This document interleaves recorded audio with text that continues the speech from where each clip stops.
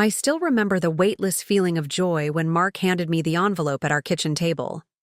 Inside were 2 first-class tickets to Paris, a surprise for our 10th anniversary. "You always said you wanted to see the Eiffel Tower sparkle at night," he whispered, his fingers gently squeezing mine across the table.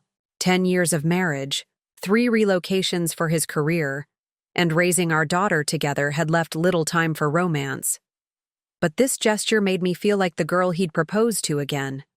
Valued, cherished, seen. Before we jump back in, tell us where you're tuning in from, and if this story touches you, make sure you're subscribed, because tomorrow, I've saved something extra special for you. The Paris trip was perfectly timed. Mark's law firm had just closed a massive case. Our daughter Lily was spending the week with my parents, and I'd finally submitted my master's thesis after 2 years of late nights. We needed this. Space to reconnect, to remember who we were, beneath the layers of responsibility we'd accumulated. Paris welcomed us with unseasonably warm April sunshine. Our hotel room overlooked a charming street lined with cafes where couples sat close together, talking in hushed tones over espresso. Mark insisted we follow his meticulously planned itinerary: the Louvre in the morning, lunch at a little bistro he'd researched, the Seine River cruise at sunset. I teased him about his rigid planning, but secretly, I loved that he'd put so much thought into every detail. "Tonight's dinner is special," he said as we returned to our hotel to change. "Wear that black dress I love." His eyes lingered on me with an intensity I hadn't seen in months. Something fluttered in my chest. Hope, excitement, desire, feelings that had been dormant in the daily routine of our marriage. The restaurant was everything a romantic Paris dinner should be. Soft lighting, intimate tables, waiters who moved like shadows. Mark ordered champagne, toasting to 10 years and forevermore. His phone buzzed twice during appetizers, and each time he glanced at it briefly before returning it to his pocket with a tightness around his mouth I couldn't quite read. "Everything. Okay?" I asked after the second message. "Just work," he said, smiling too quickly. I told them not to bother me, but you know how it is. He reached for my hand across the table. "Tonight is just for us." I believed him then. Why wouldn't I? Mark had always been dedicated to his cases, often working weekends and late nights. This trip was his way of making up for those absences. At least, that's what I thought. After dinner, we walked along the Seine, my arm linked through his, my head occasionally resting against his shoulder. The Eiffel Tower sparkled on the hour, just as he'd promised. And he pulled me close for a kiss as thousands of lights danced across the dark water. "I love you, Claire," he whispered against my hair. "I'm sorry I've been so distracted lately." "It's okay," I said, because it was. Standing there with the cool Paris night around us, everything felt right again. "We're here now." Back at the hotel, Mark took a shower while I kicked off my heels and poured myself a glass of water. My feet ached pleasantly from walking all day, and the rich French food and wine had left me feeling languid and satisfied. I curled up in the plush armchair by the window, watching the street below come alive with nightlife. That's when I heard it, the distinctive buzz of a phone. Not mine, which was charging on the nightstand. Not Mark's usual phone, which he'd left on the dresser.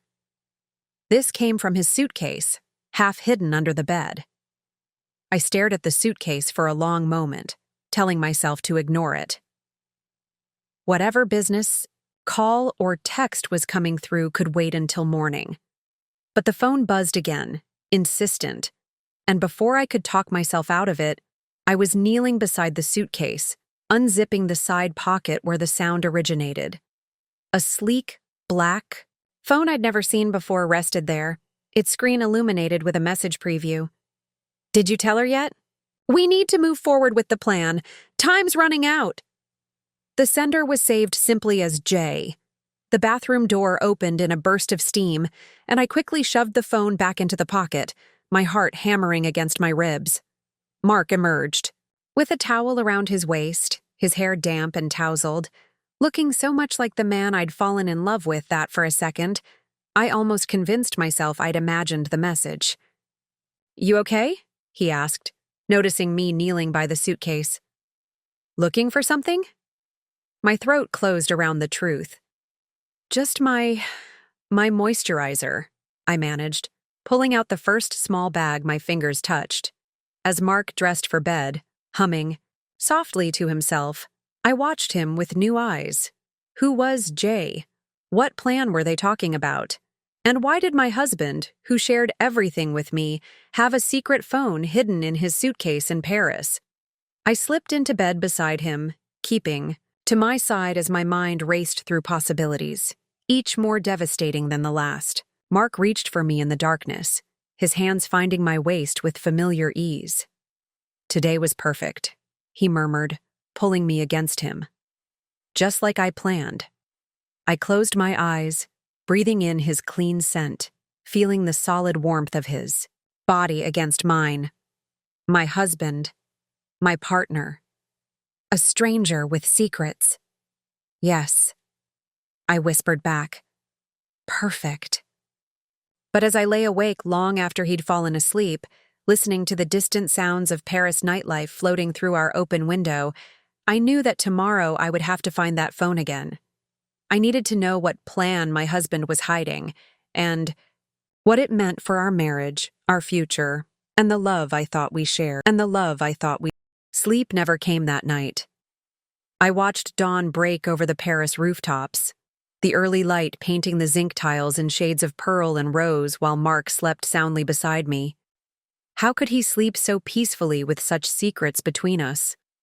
When his breathing changed and I knew he was waking, I closed my eyes, feigning sleep. His fingers brushed my hair back, his lips pressed against my temple. A gesture so tender it made my chest ache.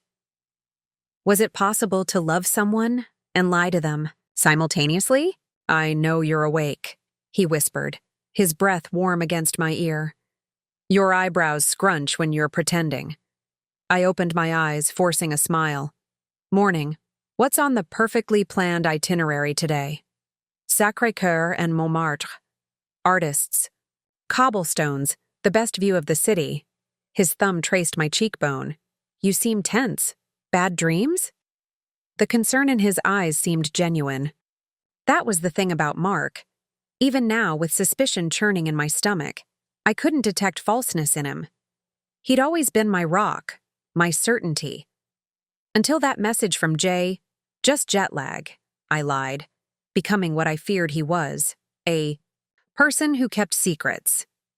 In the shower, with hot water streaming down my face, I made a decision. I wouldn't confront him blindly. I needed facts, not fears. Whatever plan existed between Mark and this mysterious Jay, I would uncover it methodically, like the research papers I crafted for my thesis. Emotions would only cloud my judgment.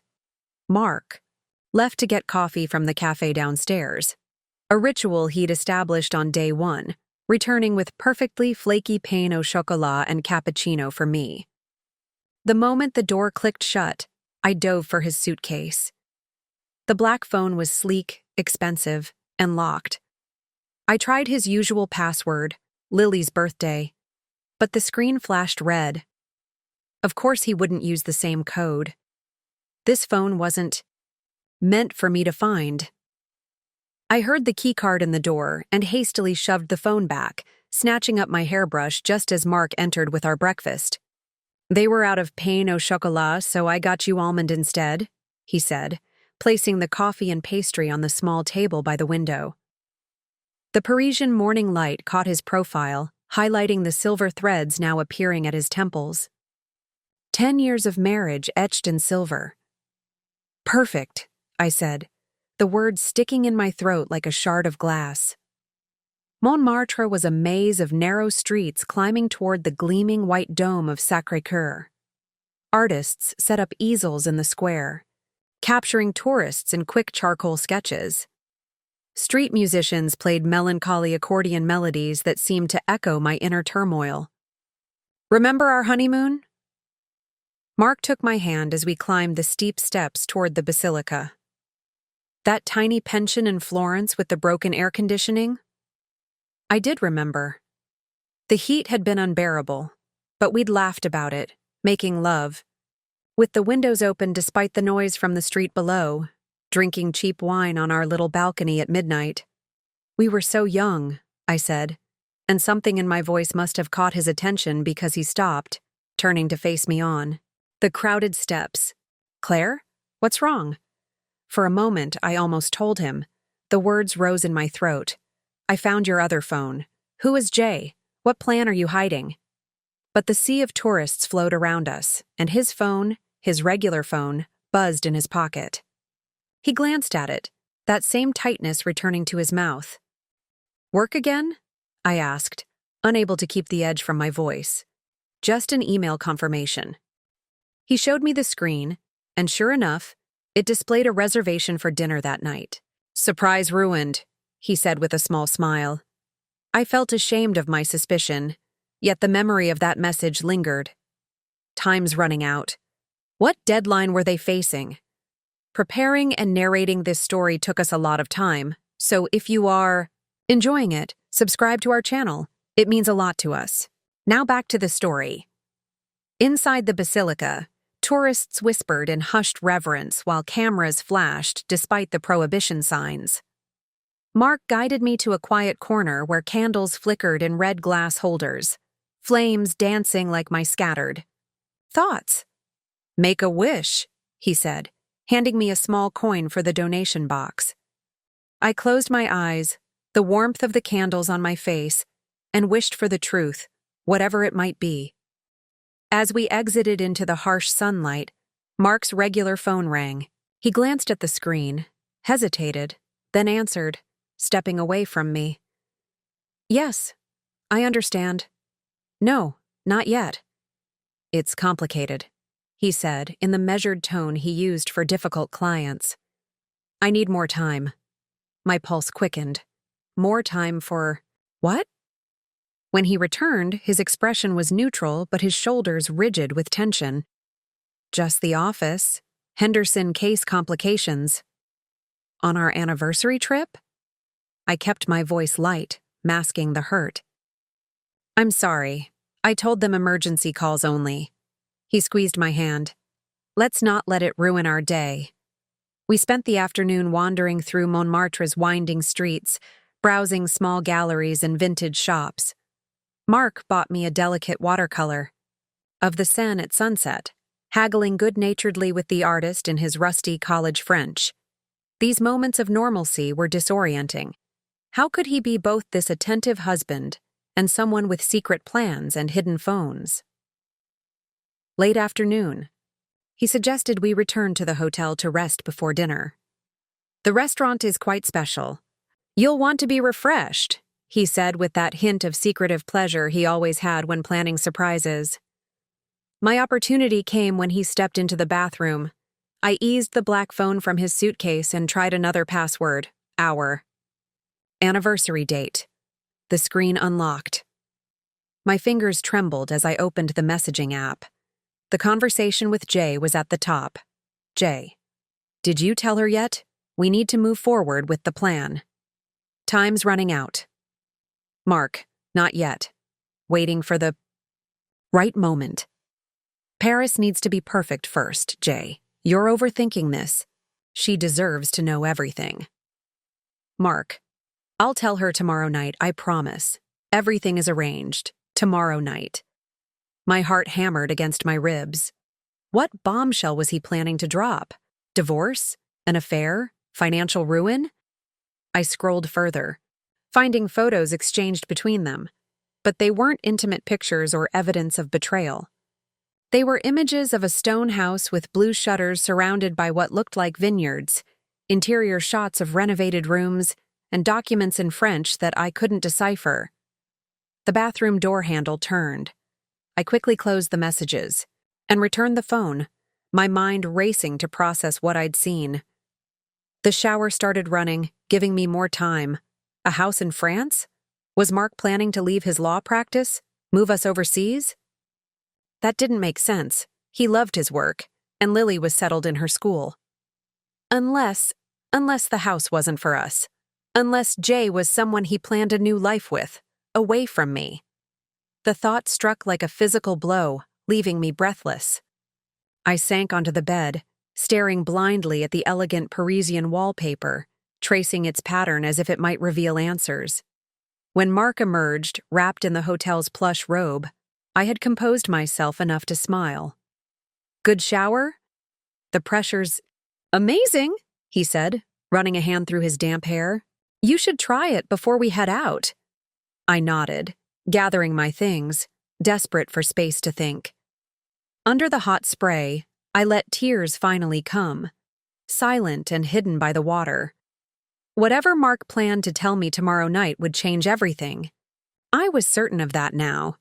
The question was, did I wait for his revelation or confront him with what I knew? As I dressed for dinner, applying makeup to hide my reddened eyes, another realization hit me. The message had said, she deserves to know everything. Not, she deserves to know, or, she needs to be told. Everything. As if there were multiple secrets, not just one. My husband of 10 years, the father of my child, had constructed an entire hidden life. And tomorrow night in Paris, that life would collide with the one we'd built together. I fastened the clasp on the necklace he'd given me for our 5th anniversary, watching my reflection in the mirror. The woman staring back looked calm, poised, even. Only I could see the fracture lines spreading beneath the surface, threatening to shatter everything I thought I knew about my marriage. The restaurant Mark had chosen overlooked the Seine, its terraced garden strung with fairy lights that mirrored the stars appearing in the twilight sky. In another circumstance, I would have been enchanted. Now, every romantic gesture felt like a weight pressing against my chest, making it difficult to breathe. You look beautiful, Mark said as the maitre d' led us to a secluded corner table. His gaze lingered on me with such genuine admiration that my resolve wavered. Could I have misinterpreted everything? Thank you. I smoothed the silk of my dress, a midnight blue number I'd bought especially for Paris. This place is extraordinary. Only the best for you. He reached across the table, his fingers brushing mine. 10 years, Claire. Sometimes I can't believe how lucky I am. His words lodged like splinters under my skin. If he felt so lucky, why the secret phone? Why the cryptic messages with Jay? Why the house with blue shutters hidden from me? The waiter. Arrived with champagne I hadn't seen Mark order, pouring 2 flutes of pale gold liquid that caught the candlelight. Mark raised his glass. To us, he said. To everything we've been through, and everything still to come. The ambiguity of his toast wasn't lost on me. Everything still to come. Did that include whatever revelation he planned for tomorrow night? I sipped the champagne, letting the fine bubbles dissolve on my tongue, buying myself time to regain composure. Mark, can I ask you something? A flicker of, was it anxiety, crossed his face before his expression settled into attentive concern. Of course, anything. Are you happy? With our life, I mean? He seemed taken aback, setting down his glass carefully. What brought this on? Just being here, in Paris. It makes you think about life choices, paths taken and not taken. I traced the rim of my glass. If you could change anything about our life together, would you? His eyes held mine, searching. There are always things I wish I'd done differently. Working less. Being more present. He paused, something shifting in his expression. But changing our life together? No, though I do think about what comes next for us. What comes next? I repeated softly. Like what? The waiter returned with our appetizers, an artful arrangement of foie gras for Mark and escargot for me. Mark waited until we were alone again. before continuing, like whether we're challenging ourselves enough, taking enough risks. He hesitated. I've been thinking about this a lot lately. My heart rate accelerated. Was this the preamble to tomorrow's revelation? What kind of risks? Before he could answer, his regular phone buzzed. He glanced at it, frowning. Sorry, I should check this. Henderson again.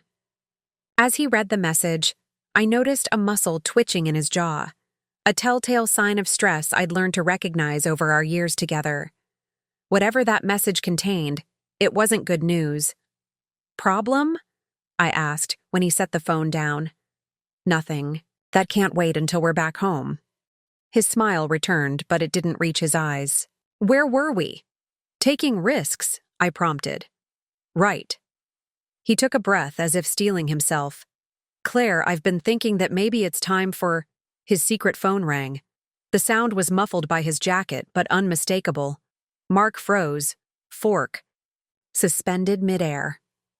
I stared at him, caught between vindication at having proof I hadn't imagined the second phone and dread at what this interruption meant. Aren't you going to answer that? I asked, my voice deadly quiet. Mark slowly set down his fork. Claire, your other phone, the one you keep hidden. Someone named Jay is calling you. The color drained from his face. How do you... I found it. Last night, while you were in the shower. No point hiding that now. I saw the messages too, about the plan, about telling me everything. He closed his eyes briefly, his shoulders sagging. When he looked at me again, there was resignation in his gaze, but also, surprisingly, relief. I was going to tell you tomorrow night. Everything. Tell me now. My voice didn't sound like my own. Too steady, too controlled for the emotional hurricane inside me. Mark glanced around the crowded restaurant. Not here. Yes, here. I leaned forward. You've had me questioning my marriage, my entire life, for the past 24 hours. I deserve answers now. The secret phone had stopped ringing, but began again immediately. Mark sighed, reaching into his jacket pocket to silence it. As he did, I caught a glimpse of the caller ID. Jules Renard. Who is Jules Renard? I demanded.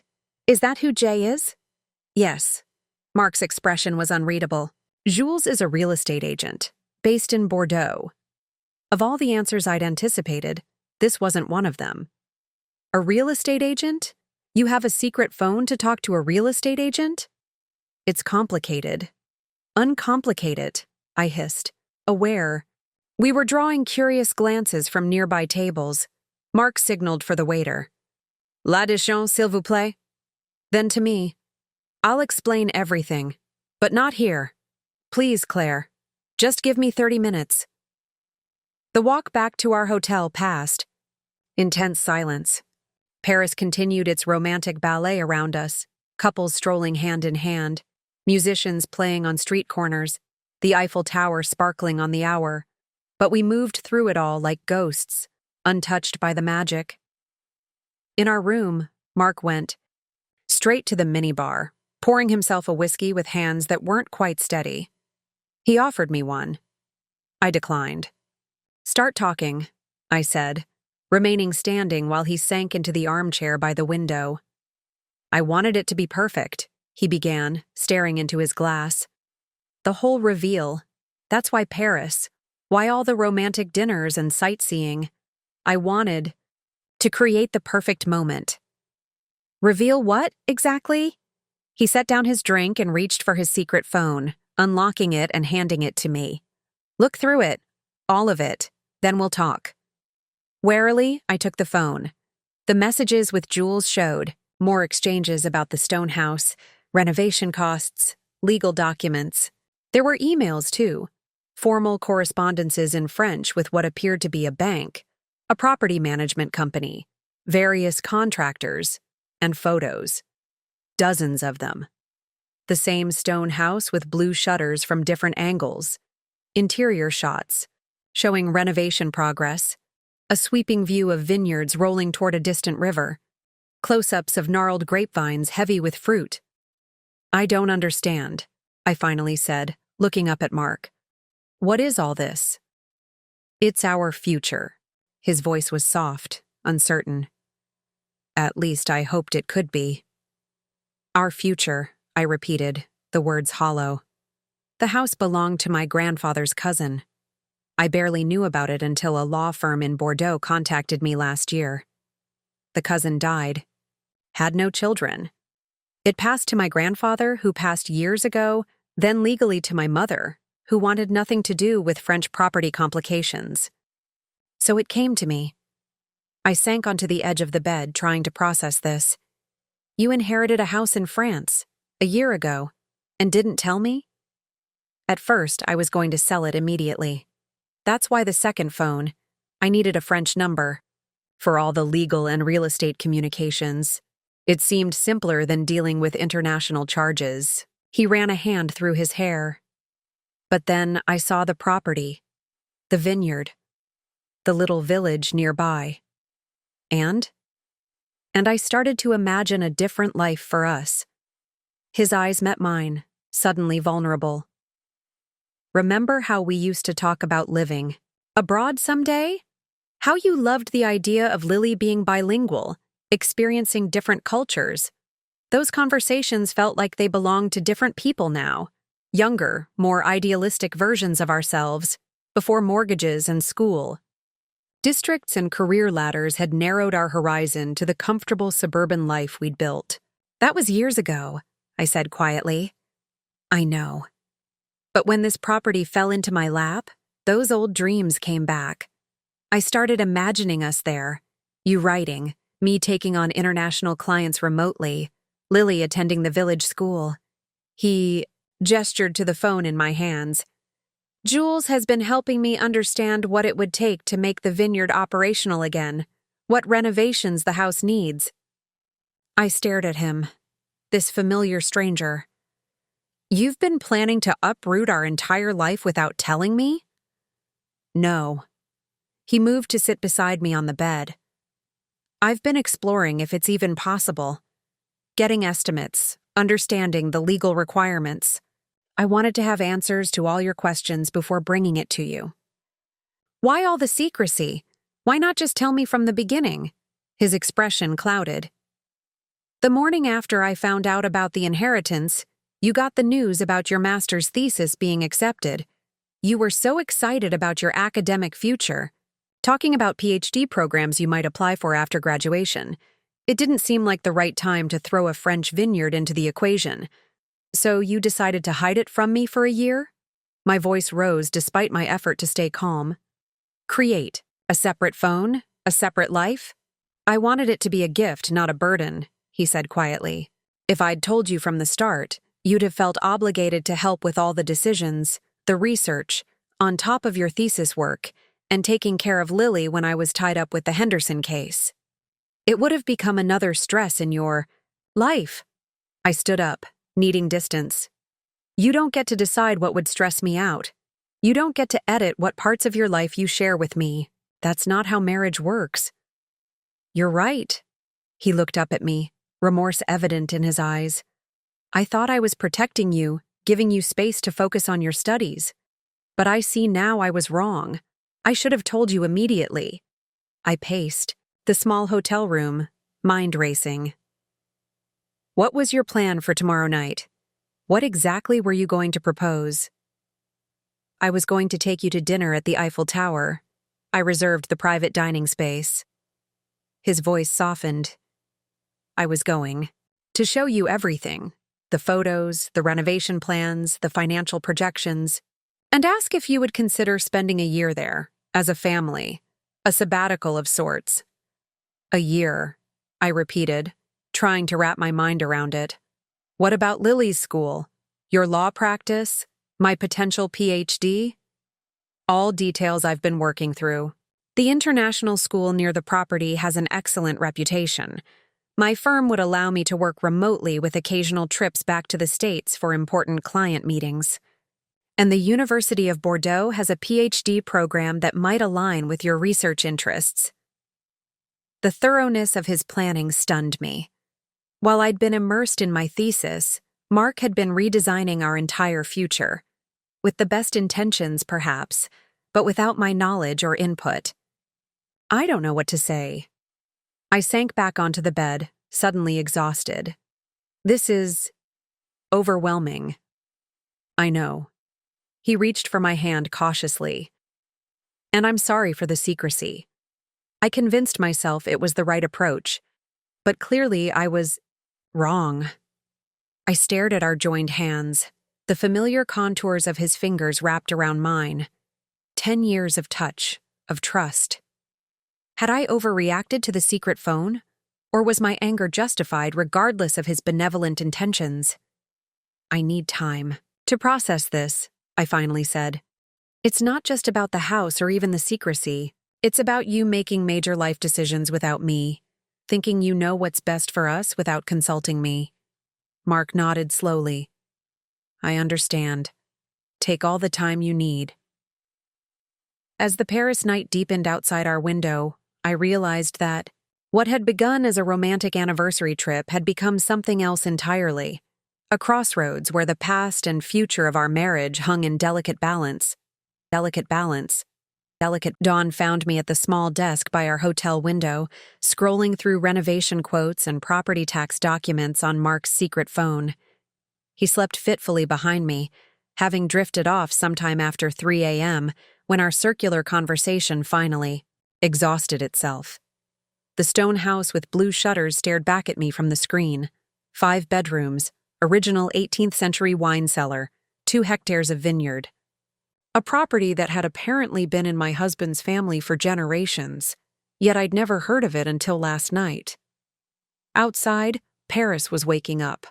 A delivery man wheeled fresh baguettes into the patisserie across the street. 2 street cleaners argued good-naturedly over a football match. My 3rd cup of hotel room coffee had gone cold beside me, untouched. How long have you been up? Mark's voice, rough with sleep. I didn't turn around. Couldn't sleep. The sheets rustled as he sat up. Did you look through everything? Yes. I finally faced him. His hair was rumpled, stubble darkening his jaw. He looked exhausted and uncertain, so different from the confident attorney who commanded courtrooms.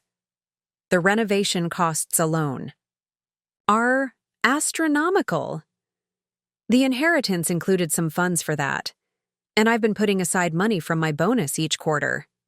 Another secret. I felt a fresh wave of betrayal. Our joint financial planning never accounted for that. I was going to reimburse our savings once you agreed to the plan. If you agreed. He ran a hand through his hair. I didn't want money to be the reason you said no. So instead of having an honest conversation with your wife about a potentially life-changing opportunity, you orchestrated this elaborate deception. My voice remained calm despite the storm inside me. Do you realize how patronizing that is? I didn't see it that way, he said quietly. I saw it as removing obstacles before presenting you with a choice you've already invested thousands of hours and dollars in, a choice with a clear right answer according to you. I stood, needing to move. What if I said absolutely not? What if I told you I have no interest in moving to France, living in a dilapidated vineyard house, or pulling Lily from her school and friends? His expression fell, but he recovered quickly. Then we don't go. I sell the property, and we continue our life as planned. I meant what I said, Claire. This was meant to be an option, not an ultimatum. I wanted to believe him, but doubt had taken root. Last night you called it our future, not a possibility or an option, our future. Poor choice of words. He reached for his regular phone, checking the time. Would you like to cancel today's plans? Take some space? Today was supposed to be Versailles, the gardens, the Hall of Mirrors, a picnic lunch in the shadow of Marie, Antoinette's playhouse. More perfect memories Mark had planned to cushion his revelation. No, I decided suddenly. Let's go to Versailles. But no more secrets. No more planning the perfect moment. Just us, trying to find solid ground again. He nodded, relief visible in the loosening of his shoulders. I'd like that.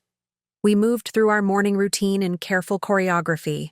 The familiar dance of a long-married couple adjusted to accommodate the new distance between us.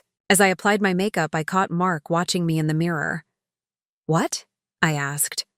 "I keep trying to see this from your perspective," he said, voice low. "Finding the phone, those cryptic messages. You must have thought that you were having an affair? Planning to leave me?" The possibility still lingered like a ghost between us, despite his explanation. "Yes, I did." He crossed the room, placing his hands gently on my shoulders.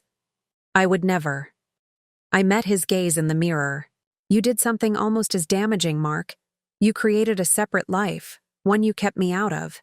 His hands fell away. I didn't see it that way until now. The taxi to Versailles passed through rain-washed streets, the city gleaming like it had been polished just for us. Mark sat beside me, close enough that our shoulders occasionally brushed, yet a chasm stretched between us. "Tell me about the village," I said finally, breaking the silence. "The one near the vineyard." His expression brightened cautiously, like a man afraid to hope. "It's called Saint-Emilion. Medieval, picturesque, limestone buildings, cobblestone, streets. Famous for wine, of course." He hesitated. "There's a small literary society there. When I found out, I immediately thought of you." The thoughtfulness of that detail caught me off guard. Even in his deception, he'd been thinking of my happiness. "The primary school has only 30 students," he continued. "The teacher, Madame Fournier, has been there for 40 years. When I mentioned we have a daughter, she showed me their little library. They have books in 5 languages. I could picture it. Lily with a French accent, making friends with village children, learning about wine harvests and medieval history firsthand instead of from textbooks. The image was seductive. "And what would you do?" I asked. "You'd go stir crazy. Without your cases, your courthouse drama." He smiled ruefully. "I've been speaking with a firm in Bordeaux that handles international business law. They're interested in having an American attorney with my background as a consultant. Part-time, flexible hours." The thoroughness of his research was both impressive and infuriating. He'd thought of everything, except including me in the process. Versailles stretched before us, golden and imposing under a bright spring sky. We joined the stream of tourists flowing toward the palace, Mark's hand occasionally touching the small of my back to guide me. A habit so ingrained neither of us seemed conscious of it. Among the opulent rooms with their gilded moldings and crystal chandeliers, I found my mind drifting to that stone house with blue shutters. Would I hate living so far from everything familiar? Or would it be the adventure we dreamed of in our younger, less cautious days? "The Hall of Mirrors," Mark murmured as we entered the famous gallery. Hundreds of mirrors reflected the gardens outside, multiplying the light until it seemed we walked through pure brilliance. I caught our reflection, a handsome couple in their 30s, she in a sundress, he in linen trousers and a light sweater. We looked like any other tourists, gazing in wonder at the splendor of French history. No one watching would guess the seismic shift occurring in our marriage. "Did you know," Mark said, leaning close to be heard above the crowd, "that the Treaty of Versailles was signed in this room, ending one era, beginning another?" The parallel wasn't lost on me. "Is that what you're hoping for? An official end to our old life, beginning a new one?" His expression turned serious. "I'm hoping for an honest conversation about what we both want for our future. Something I should have initiated a year ago." In the gardens, we found a quiet spot beneath a flowering chestnut tree. Mark spread the picnic blanket he'd packed that morning, setting out the bread, cheese, and fruit purchased from shops near our hotel. As we ate, the sun warm on our shoulders, I finally asked the question, that had been circling my mind since his revelation. Why the vineyard, Mark? Why this dramatic life change? Is it really about reviving some childhood dream of living abroad? Or is there something else driving this? He set down his wine glass, considering. Do you remember the Henderson case? The one that took up most of last year? I nodded. His biggest case to date, a corporate merger worth billions. When it finally closed, there was this moment in the conference room. Everyone celebrating, popping champagne, and I felt nothing. His gaze fixed on something distant. I realized I'd missed Lily's science fair, your thesis presentation, even our anniversary dinner, all for this moment that left me completely empty. The admission hung between us, raw and honest. That same night, the email about the French property arrived. It felt like, I don't know, a sign? He laughed softly at himself. I know how that sounds. But suddenly, there was this alternative path. A way to still practice law but on different terms. A chance for us to be present for Lily's childhood before it's gone. You could have just cut back your hours, I pointed out. Taken fewer cases. We've discussed that before. We both know how that goes in corporate law. Cutting back, still, means 60-hour weeks and missed dinners. He met my eyes directly. The vineyard represents a clean break. A complete reset of our priorities. His words resonated more than I wanted to admit. Hadn't I felt the same exhaustion with the constant striving, the packed schedules, the way we passed each other like ships in the night during busy periods? Hadn't I wondered if this was all there was? Professional success at the cost of genuine connection?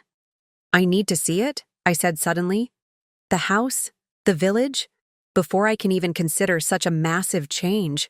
Mark straightened, surprise and hope crossing his features. We could go tomorrow. It's only a few hours by train to Bordeaux, then a short drive to Saint-Emilion. Jules could meet us, show us everything. The eagerness in his voice gave me pause.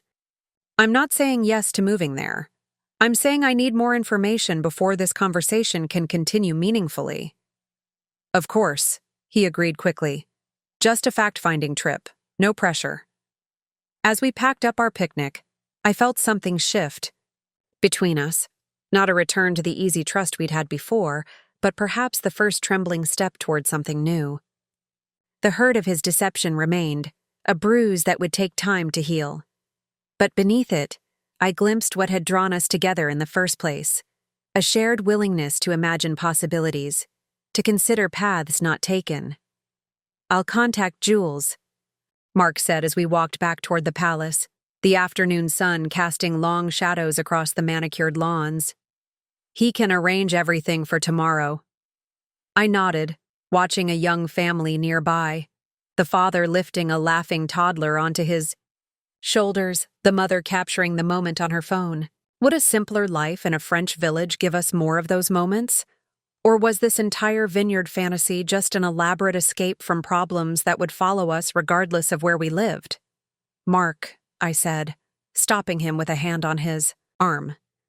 Whatever happens with this house, this potential move, we need to address the real issue. Which is? You didn't trust me enough to include me in something this important. I held his gaze steadily. That can never happen again, no matter where we live. His expression sobered. You're right, never again.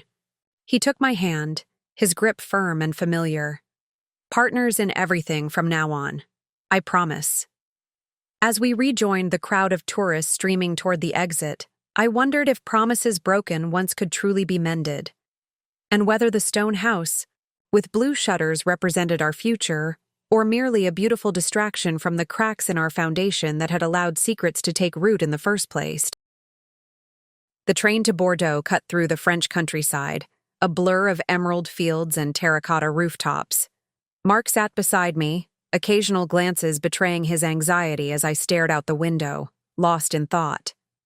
Last night, after returning from Versailles, we'd fallen into an exhausted sleep, separate, untouching, only to wake at dawn with the weighted anticipation of today's journey. This impromptu trip to see the vineyard had transformed our carefully planned anniversary vacation into something else entirely. A reconnaissance mission into a possible future neither of us had anticipated a week ago.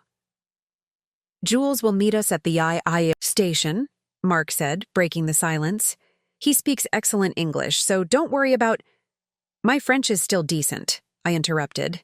"I did minor in it, remember?" Mark nodded, chastened. "Of course. Sorry." Another small reminder of how much our relationship had changed in 48 hours. Before, he would have teased me about my rusty college French. Now he walked on eggshells, afraid of causing further offense. "Tell me more about Jules," I said, softening my tone. "How did you connect with him?" "The law firm handling the inheritance recommended him. He specializes in historic properties and vineyard estates." Mark relaxed slightly, on safer ground. "He's been incredibly helpful navigating the Byzantine French property regulations. Some of the vineyard structures date back to the 1700s, which means special permits for any renovations. And the J in your messages, that's Jules Renard?" "Yes." He hesitated. "He's been pushing me to tell you everything for months." "That's what those messages were about." I raised an eyebrow. "Your real estate agent was giving you marriage advice?" A flush crept up Mark's neck. "He has a unique perspective on relationships. He and his wife nearly divorced over a similar situation. He inherited a property in Spain, tried to handle everything himself, kept her in the dark. She found out, almost left him. Smart woman," I muttered. "They worked through it eventually. Now they split their time between Bordeaux and the Spanish coast." Mark glanced at me. He's been warning me I was making the same mistake, but I convinced myself our situation was different. The countryside outside was changing.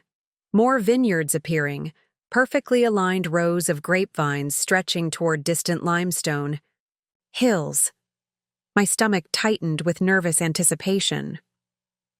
Bordeaux station bustled with midday travelers. As we descended from the train, a tall man with salt and pepper hair and tortoiseshell glasses approached, recognition lighting his features. "Mark, mon ami." He clasped Mark's hand warmly, then turned to me with a respectful nod. "And you must be Claire. Finally, we meet. I am Jules." "Bonjour, Jules," I replied, studying the man who had been privy to my husband's secret life for nearly a year. "Enchanté." "Ah, your French is excellent," Jules exclaimed, then added with a conspiratorial wink, "Much better than your husband's." Despite myself, I smiled. Jules had a disarming warmth that made it difficult to maintain my guard. "The car is this way," he continued, leading us toward the parking area. "We will go directly to the property, yes? You must be eager to see it." The drive from Bordeaux to Saint-Emilion took us through the heart of wine country. Jules provided expert commentary on the various chateaux we passed, the different appellations, the unique terroir of each hillside. "The Romans planted the first vineyards here," he explained, gesturing toward ancient stone structures crumbling gracefully among newer buildings. "Your property, forgive me, the property you are considering, has similar history. The original press dates to the reign of Louis XIV. I caught Mark watching me in the rearview mirror, gauging my reaction. "It sounds like a museum piece," I said carefully. Jules laughed. "Many Americans think this way, but here, we live with history. It is not behind glass. It is part of daily life." As we rounded a curve in the road, the medieval village of Saint-Emilion appeared on the horizon, a cluster of golden limestone buildings crowned by a towering church spire. It was, I had to admit, breathtaking. "First, a quick tour of the village," Jules announced. "Context is important." He parked near the market square, where vendors sold fresh produce, cheeses, and, of course, wine. Elderly locals played pétanque in the dappled shade of plane trees. Children chased each other across ancient cobblestones that had witnessed centuries of similar scenes. The village school, Jules pointed out as we passed a small stone building with bright blue doors. Only one classroom, but the education is excellent.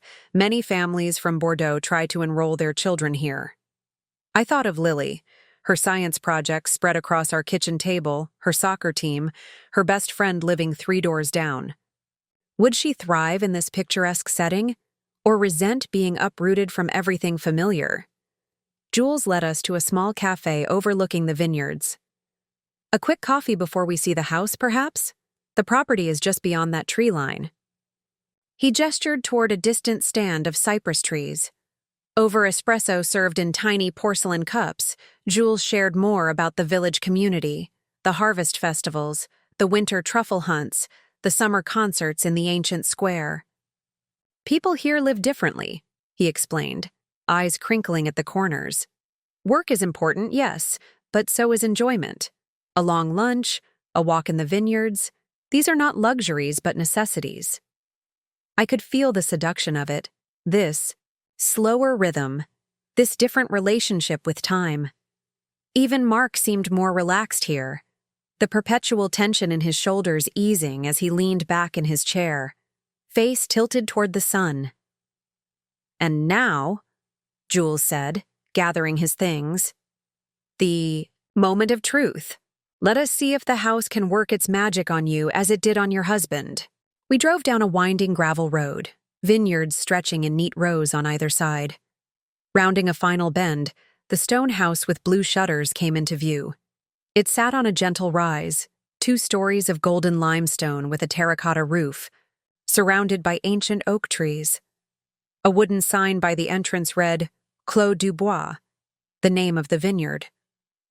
My breath caught, despite my determination to remain objective. It was undeniably beautiful, not in the manicured, perfect way of upscale American homes, but with the authentic charm of a place that had witnessed centuries of human life. It looks different than in the photos, I said, stepping from the car, the eye.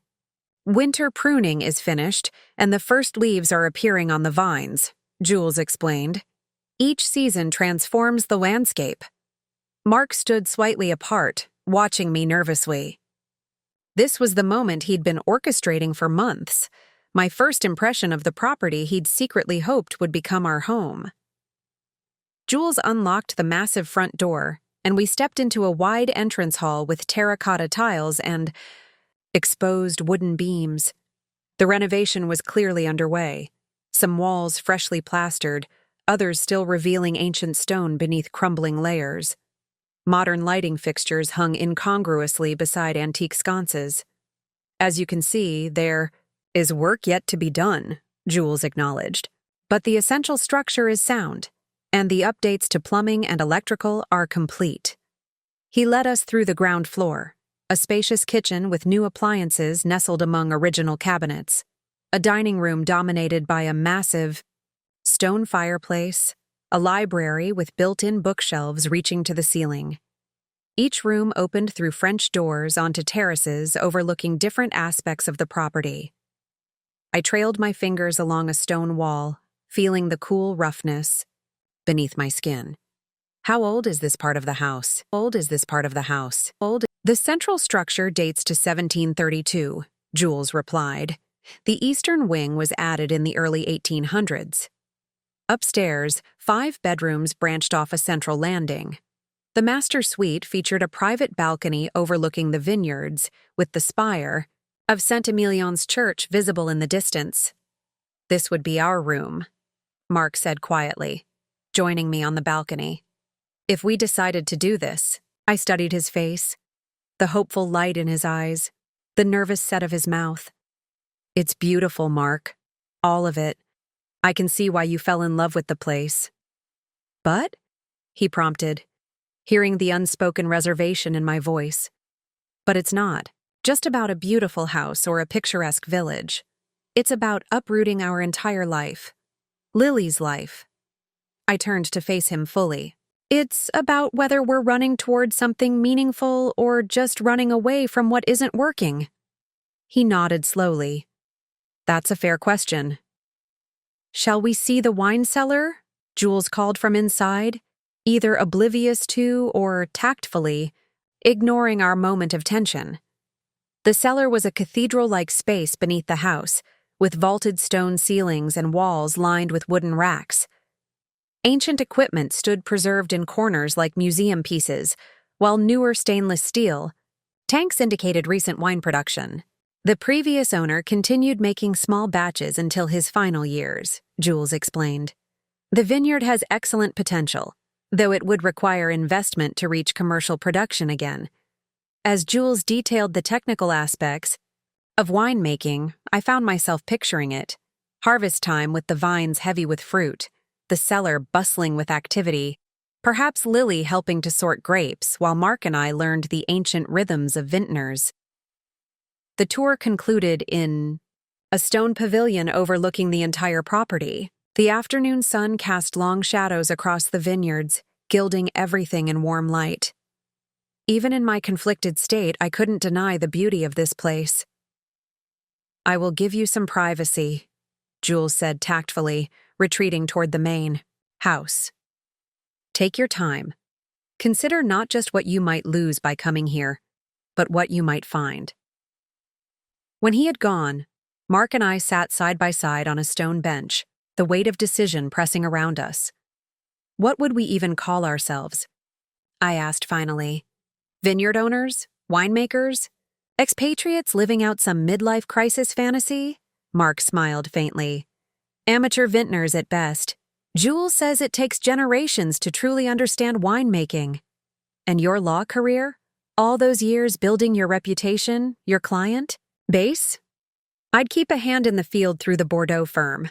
Different work, but still meaningful. He paused. What about you? Your writing, your academic ambitions. I hadn't considered how this place might fit into my own professional future. I don't know. There's the University of Bordeaux, as you mentioned. And perhaps more time to work on that novel I've been postponing for years. Lily would learn French. Experience a different culture. Remember how we always said we wanted to raise her with a global perspective? She'd also leave her friends, her school, everything familiar. I sighed, conflicted. She's at a vulnerable age, Mark. Children are resilient, more adaptable than adults often. He hesitated. We could try it for a year, keep our house in the States, approach it as a sabbatical. If it doesn't work, we return. The compromise was tempting, a way to explore this potential future without burning bridges to our past. When did you first know you wanted this? I asked suddenly. Not just the house, but this complete change? Mark considered the question carefully. Remember last Christmas? That power outage. During the blizzard? I nodded. For 3 days, we'd had no electricity, no internet, no connection to the outside world. We'd played board games by candlelight, read books aloud, cooked simple meals on our gas stove. That was the happiest I'd seen our family in years. Just being together, present with each other, not distracted by devices or deadlines. His voice softened with the memory. When I first saw this place, I thought, we could have that life permanently. Not the power outage, he added with a smile. But the simplicity, the connection. His words resonated uncomfortably with thoughts I'd had myself but never voiced. Concerns about our overscheduled lives, the way technology fragmented our attention, how weeks sometimes passed in a blur of commitments and obligations with little joy to show for it. Why didn't you just talk to me about these feelings? I asked, the central question that had haunted me since discovering his secret. Why the elaborate deception? Mark was quiet for a long moment.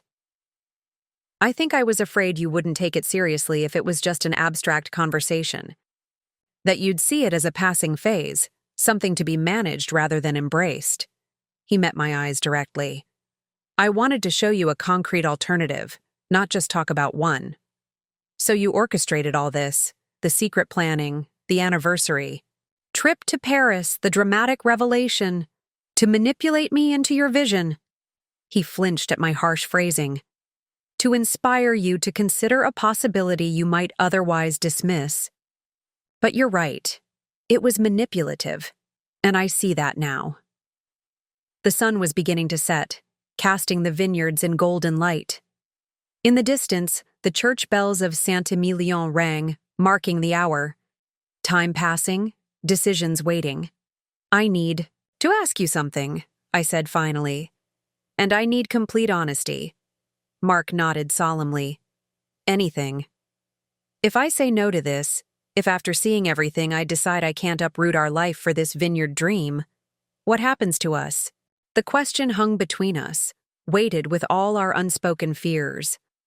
Would my rejection of this dream create a rift too wide to bridge? Had Mark invested so much of himself in this vision that he couldn't return to our old life satisfied? Then, we go home, he said simply, together, and find new ways to bring more meaning, more connection into the life we already have. He took my hand, his grip warm and familiar. The house isn't what matters, Claire. It never was. It's just a container for the life I want with you and Lily. If that life has to take shape somewhere else, in some other way, so be it. I studied his face, searching for any hint of reservation or hidden agenda. Finding none, I felt a knot loosen in my chest.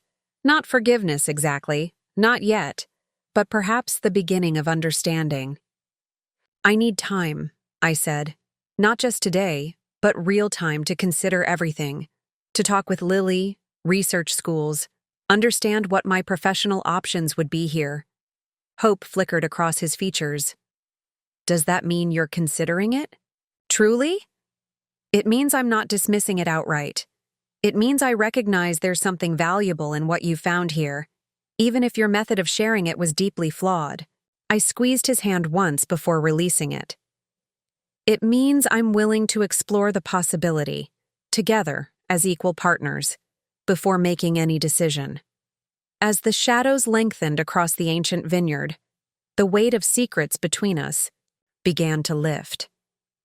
Whatever choice we ultimately made about Clos du Bois, we would make it together, with clear eyes and open hearts. The path forward was uncertain, but for the first time since discovering Mark's secret phone, I felt the ground beneath us begin to stabilize. In the distance, Jules emerged from the house, a bottle of wine and 3 glasses in hand. A taste of what this land produces, he called. To help with your contemplation. Mark looked at me questioningly. Shall we? I nodded, rising from the stone bench. Yes. Let's see what this place has to offer. Together, we walked toward Jules and whatever future awaited us, in this golden vineyard or elsewhere, our steps once again in rhythm, even as the final decision remained unmade. We returned to Paris in twilight, the city's lights beginning their nightly dance as our train glided into Gare de Lyon. The day at Clos du Bois had left me in a strange liminal space, enchanted by possibilities, yet still raw from betrayal, simultaneously, drawn to and wary of the future Mark had envisioned without me. The bottle of wine Jules had pressed into our hands, from your vines, the 2018 vintage, rested in Mark's messenger bag. We'd promised to open it on our last night in Paris, as if the taste might somehow clarify our path forward. Room service tonight? Mark asked as we entered our hotel. Or would you prefer to go out? Room service, I decided. The weight of the day, the emotional excavation of our marriage, had left me craving privacy. While Mark ordered dinner, I stepped onto our small balcony. Paris sparkled below, couples strolling along the Seine, cafe terraces buzzing with evening energy. How quickly everything had changed. 4 days ago, I'd arrived expecting a romantic anniversary celebration. Now, I stood contemplating uprooting our entire existence for a stone house among French vineyards. My phone chimed with a video call, Lily. I'd been texting her throughout our trip, sending photos of tourist sites, but hadn't mentioned the vineyard. or the fracture in her parents' marriage. Some conversations needed to happen in person. Mom! Her face filled the screen, freckles more pronounced from spring soccer practice. Did you see the Eiffel Tower sparkle? Did Dad take you to that fancy restaurant he's been researching for like months? My chest tightened. Of course Mark had. Been planning this trip obsessively, not just as romantic cover for his revelation, but because that's who he was. Detail-oriented, thoughtful, except when it came to including me in life-altering decisions. Yes, to both, I smiled, shifting to include the Paris cityscape behind me. How's everything with Grandma and Grandpa? Good. Grandpa's teaching me poker, but don't worry, we're just using pretzels, not real money. She leaned closer to the eye camera. Are you having the best time? Dad seemed super nervous before you guys left. It's been surprising, I admitted. In good ways and challenging ones. Her perceptive gaze narrowed. Are you guys fighting? Not fighting exactly, just having some important conversations about the future. About me going to college? Because that's still years away, Mom. I laughed, genuinely this time. No, not about college. But speaking of your future... I hesitated, unsure how much to share without Mark present. What would you think about spending more time in France? Not just vacation, but living there? Her eyes widened. Like, moving there? For real? It's just an idea we're discussing. Nothing decided. Is this about that house Dad's been secretly working on? The one in the wine place? The question struck me like a physical blow. You know about the house? She rolled her eyes in that distinctly pre-teen way. Dad's not exactly spy material, Mom. I saw the renovation pictures on his laptop when he fell asleep on the couch last month, and he's been listening to those learn French while you sleep things. I struggled to process this revelation. Why didn't you say anything? I figured he was planning some big surprise. She shrugged. Is it cool? The house? Mark appeared at my shoulder, registering Lily's face on the screen. Hey, Squirt, he greeted her, then noticed my stunned expression. What did I miss? She knows about the house, I said flatly. Apparently your secret-keeping skills need work. To my surprise, Lily jumped to his defense. I wasn't supposed to know, Dad. Sorry for snooping. No. I'm sorry for not being upfront with both of you. Mark took the phone gently from my hand. Lily, we visited the property today. It's a possibility, a big change we're considering as a family. But we'd never make that decision without talking to you first. Would I have to learn French? Yes, but you'd pick it up quickly. Would we still come back to visit? Because Emma would literally die if I moved away forever. We'd definitely visit, and Emma could come stay with us during summer breaks. Their easy exchange, the practical concerns, the matter-of-fact discussion, threw my own emotional turmoil into sharp relief. Had I overreacted to Mark's secrecy? Or was Lily simply processing this potential change with the adaptability of youth? After finishing the call with promises to bring her French candy, Mark handed the phone back to me. I had no idea she knew. Apparently, we're both guilty of keeping secrets in this marriage, I said dryly. Our room service arrived. Coq au vin, crusty baguette, a bottle of Bordeaux that would now serve as a prelude to Jules's special vintage. We ate in companionable silence at the small table by the window, Paris providing a cinematic backdrop. I keep thinking about what you said at the vineyard, Mark finally ventured. About whether we're running towards something meaningful or just away from what isn't working. He refilled our wine glasses. It's been keeping me up at night. And? I prompted. And I think the answer is both. He met my gaze. I am running away in some sense, from the constant pressure, the disconnection, the feeling that we're living beside each other rather than with each other. But I'm also running toward something I believe could be extraordinary. His candor disarmed me. Do you remember our first apartment? That tiny place with the leaky faucet and the noisy radiator? Of course.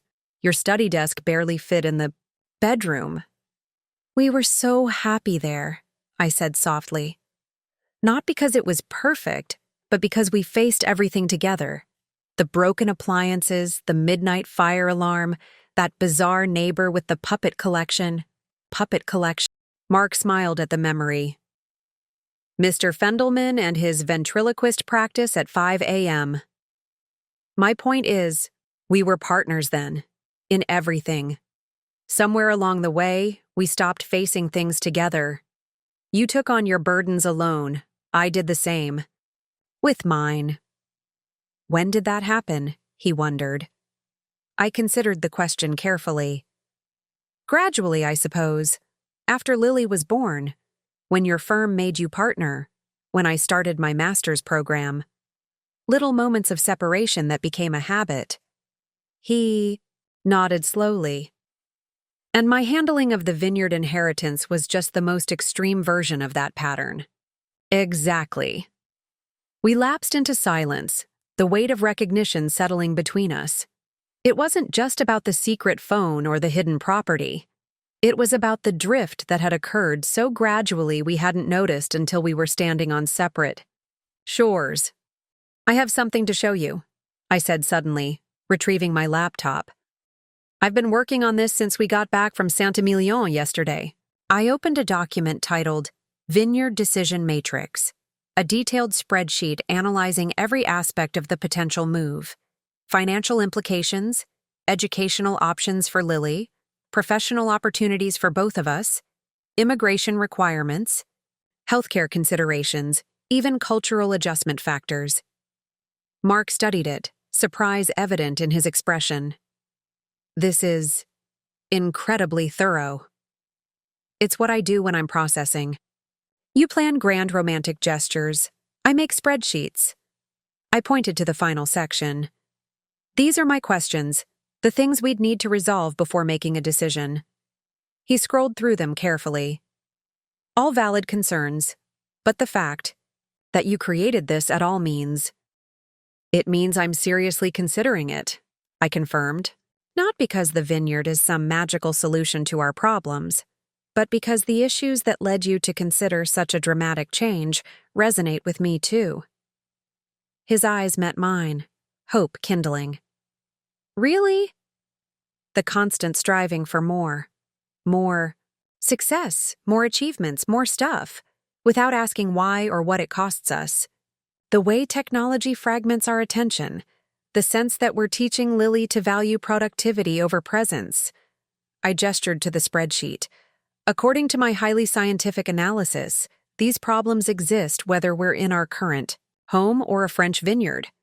But you think the vineyard might offer a different approach? Maybe. A reset, as you called it. A chance to intentionally build a life around what we actually value, not what we've unconsciously drifted into. Mark reached for Jules' wine bottle, examining the handwritten label. Shall we open this? It seems appropriate. As he worked the corkscrew, I continued my train of thought. But the vineyard itself isn't the solution, Mark. It's just a potential container for the changes we need to make anyway. He poured 2 glasses of the ruby liquid. I agree. And if we decide against it, we'll find other ways to create that change. We touched glasses, the crystal producing a clear, bright note.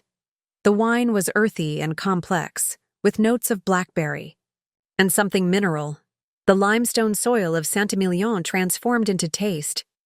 It's good, I said, surprised. Different from what we usually drink, but good. Like everything worthwhile, an acquired taste. Mark set down his glass. I owe you an apology, Claire. Not just for keeping the inheritance secret, but for making unilateral decisions about our future. For assuming I knew what was best without consulting you. That stops now. And I need to ask myself why you felt you couldn't share this with me from the beginning, I acknowledged. Whether I've become so focused on maintaining our stable life that I've stopped being open to new possibilities. We talked long into the night, the lights of Paris fading as the city slept around us. Not just about the vineyard, but about all. The accumulated debris that had settled between us over a decade of marriage. Resentments never voiced, dreams deferred, compromises that had calcified into resignation. By the time dawn painted the sky in watercolor hues, we had reached not so much a decision as a truce, with each other and with the uncertainty of our future. "So where does this leave us?" Mark asked, stifling a yawn as he stretched beside me on the balcony where we'd migrated to watch the sunrise, with "A lot more conversations ahead," I said, leaning against his shoulder. "With Lily, with our employers, with financial advisors. But conversations we'll have together, as a team. And the vineyard? We'll visit again, all three of us this summer, spend 2 weeks living in the house, exploring the village, meeting people. A proper fact-finding mission before any decision," he nodded, relief evident in the loosening of his shoulders. "That sounds perfect. And in the meantime," I continued, "we start making changes at home, reclaiming our weekends, having device-free evenings, being more intentional about how we spend our time and attention. Small experiments in living differently," he agreed. "Exactly. Because whether we end up making wine in France or staying in our current home, what matters is that we choose our path together, eyes open, fully aware of what we're gaining and what we're giving up." As the morning light bathed Paris in gold, I felt something settle in my chest. Not forgiveness exactly, not yet, but perspective. Mark's secret phone had revealed not just a hidden property, but the fault lines in our marriage, the ways we'd stopped truly seeing each other. Perhaps that revelation, painful as it had been, was the true anniversary gift, a chance to rebuild what had begun to crumble beneath the surface of our seemingly perfect life. Later that day, our last in Paris, we wandered through Montmartre again. The same steep streets, the same white dome of Sacré-Cœur against the blue sky, but everything felt different. Where tension had vibrated between us before, a tentative peace now existed, fragile but real. "Remember when I asked you to make a wish in the cathedral?" Mark said as we passed a street artist sketching a young couple. I nodded. "I wished for the truth." "And did you get it?" "A more complicated version than I expected," I admitted. "But yes, the important question is, what do we do with it now?" He took my hand, his grip warm and familiar. "We build something honest, together, whatever shape that takes." As we descended the steps back toward the heart of Paris, I felt the weight of secrets lifting. The decision about the vineyard still loomed ahead, complex, life-altering, but the secrecy that had poisoned, the choice was gone. Whatever path we chose now, we would walk it side by side, facing both its challenges and its joys as we once had, in that tiny first apartment where we'd become a team. Our anniversary trip had transformed from the romantic celebration Mark had planned into something more profound, not a reaffirmation of vows already spoken, but the beginning of a new covenant between us. One built not on grand gestures or perfect moments, but on the harder, messier work of genuine partnership. Paris had not been at all what I expected. Instead of champagne and candlelight confirming what I thought I knew, it had offered something far more valuable: the discomfort of truth, the vulnerability of starting again, and the quiet hope that comes from choosing love, not despite knowing someone's flaws, but because of knowing them fully and being known in return. Up next, you've got 2 more standout stories right on your screen. If this one hit the mark, you won't want to pass these up. Just click and check them out, and don't forget to subscribe and turn on the notification bell so you don't miss any upload from us.